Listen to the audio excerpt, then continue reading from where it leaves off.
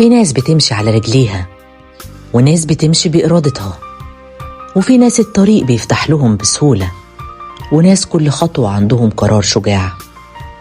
النهاردة مش بنتكلم عن ضعف ولا بنتكلم على شفقة. النهاردة بنتكلم عن ناس الحياة اختارت تختبرهم بطريقة مختلفة، فاختاروا هم يكملوا. حلقتنا عن أصحاب الكراسي المتحركة، عن الإنسان قبل الكرسي، وعن الروح قبل الجسد. تعال أما أحكي لك الحكاية. الشخص اللي بيستخدم كرسي متحرك يومه بيبدأ بتفكير زيادة عننا بخطوتين: هل المكان مجهز؟ هل في منحدر؟ هل الطريق آمن؟ تحدياتهم مش بس في الحركة، لكن في تفاصيل صغيرة احنا مش بناخد بالنا منها. سلم من غير بديل، باب ضيق، نظرة شفقة، تعامل زايد بالحماية.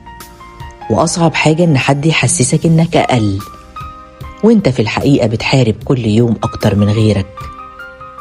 ناس كتير منهم عندهم صبر غير عادي، قدرة على التحمل وقوة نفسية عالية، وإصرار واعتماد على النفس، وامتنان للحاجات البسيطة. هم اتعلموا إن القيمة مش في الشكل، القيمة في الروح. عارفين يعني إيه تبقى مضطر تعتمد على نفسك في تفاصيل بسيطة؟ ده بيخلق شخصية صلبة بس قلبها طري، زي ما شفناه في حياة ستيفن هوكينج اللي فقد القدرة على الحركة بس عقله فضل سابق زمنه، وزي بطلتنا المصرية فاطمة عمر اللي رفعت ميداليات وهي قاعدة على كرسي، لكن واقفة قدام العالم كله بقوة. الكرسي ما كانش نهاية حلمهم، كان بداية قصة مختلفة. عايزاك تتعامل طبيعي من غير مبالغة ومن غير تجاهل.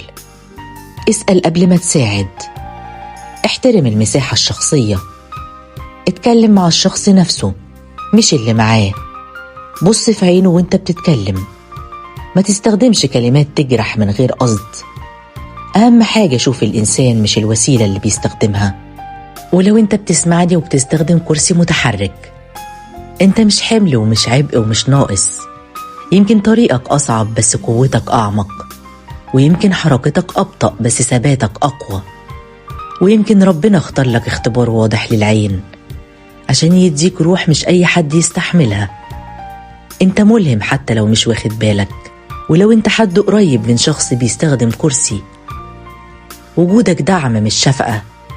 كلمتك الطيبة بتفرق، تشجيعك بيخفف، نظرتك المحترمة بتبني. ما تكسرش قلب حتى لو بنظرة، ولو بكلمة مش مقصودة. احنا كلنا ممكن نبقى مكان بعض في أي لحظة، واللي النهاردة بيساعد ممكن يكون يحتاج يتساعد. ما تختزلوش إنسان في حاجة بيستخدمها. الكرسي وسيلة مش تعريف.